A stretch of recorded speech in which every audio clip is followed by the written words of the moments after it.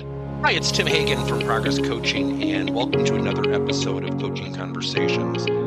And I wanted to make you aware of something very cool that we're doing on a subscription basis, and we'll put a link in each one of our episodes. But every Wednesday, we're going to be doing what we call an audio podcast workshop. That workshop will be roughly about 14 to maybe 20 minutes per episode, with each month having a theme from a coaching model, using feedback strategically, to coaching self-awareness, and so on. So if you could, look in the body or in the content description of each episode, and you will see a link where you can join this subscription. These are literally 4 workshops every month, teaching specific strategies to address a particular area of workplace coaching, as it relates, again, to things like awareness, motivation, teamwork, and what have you.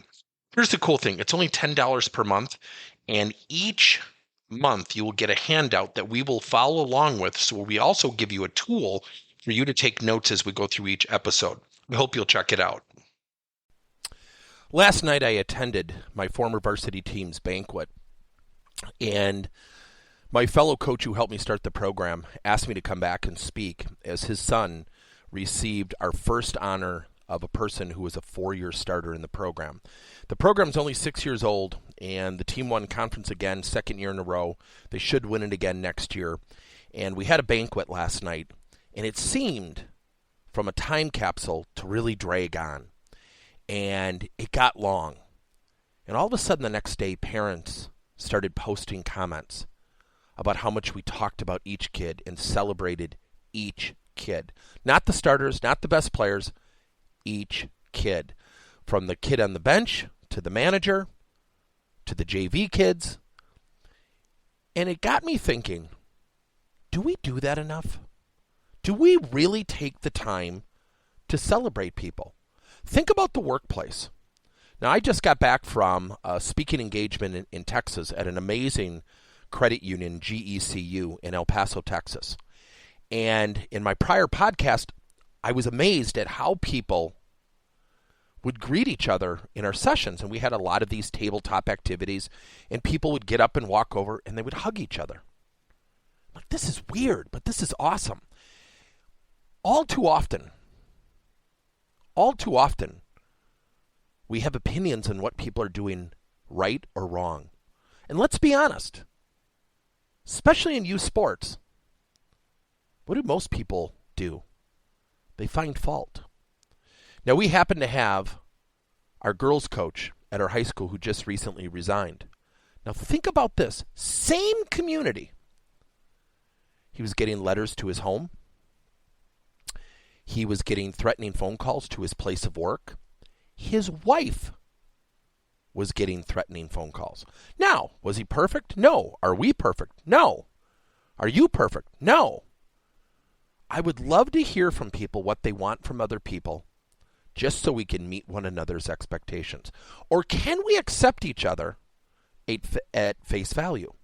So when I did my presentation for my former player and my fellow coach's son, he was deeply appreciative, gave me a nice hug, hugged his dad.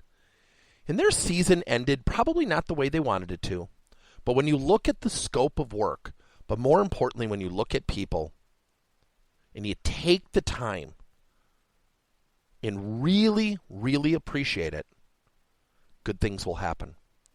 And the varsity coach did an awesome job of talking about each kid, and he gets excited with each kid. And he did such a good job of explaining stuff. And I sat there and I looked at my wife and I said, man, we really have done something well here. And she looked at me and she said, he did an awesome job. And when you compare the two of us, I've got more of the speaking experience. But when you speak from your heart, technique goes out the window.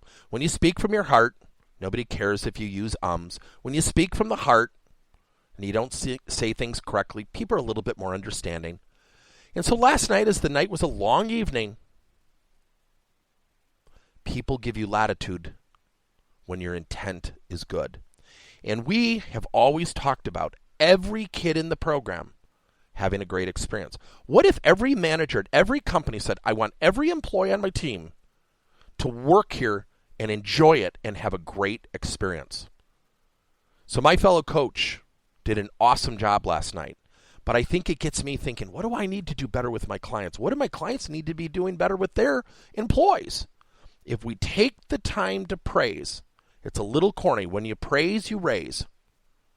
And if we do that with people, good things will happen. Thank you for listening to another episode of Coaching Conversations by Tim Hagen and Progress Coaching. Now, our company is always coming out with new and innovative solutions to help leaders coach their employees.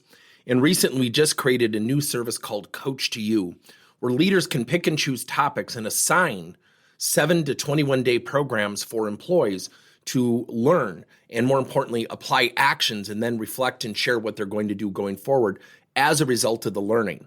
It's called Coach to You. We're literally bringing coaching to your employees. If you're intrigued, we'll have a link in each one of our episodes where you can get more information. And again, thank you so much for listening to another episode.